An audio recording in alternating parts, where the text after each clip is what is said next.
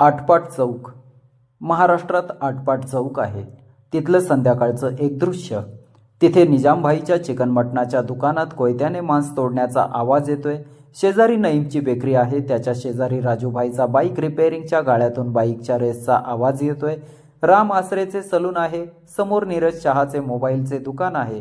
शेजारी सूरजमलच्या किराणा दुकानात तराजू सतत जिन्नसांचे वजन करण्यात व्यस्त आहे. बाजूला सुंदरलालचे मेडिकल आहे. पुढे भाजीच्या 4 हातगाड्या घेऊन भैयांची पोरं बायकांबरोबर अगदी अजिजीने भावताव करत आहेत. रामू इस्त्रीवाला फटाफट हात चालवून परीट घडी रचतोय. दुबे गिरणीत पांढऱ्या शुभ्र पिठाने पोरता माखला आहे.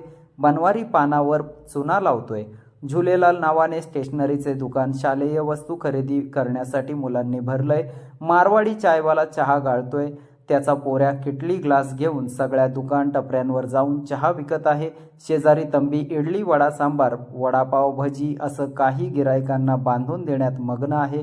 लहान मुलांचे कपडे हवेत उडवत झेलत लॉटे सेले असं ओरडत गोपाल गर्दी खेचतोय. 8 तास राब राब राबून दमून भागून आलेल्या चाकरमानी मराठी तरुणांचा घोळका.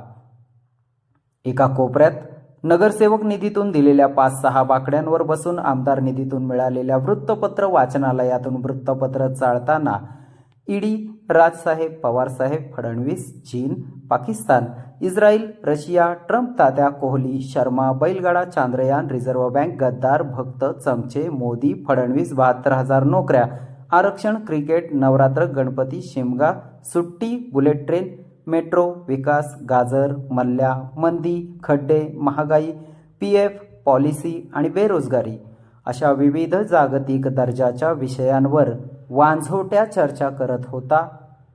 असो, तुम्ही पण आटपाट चौकात राहता का हो?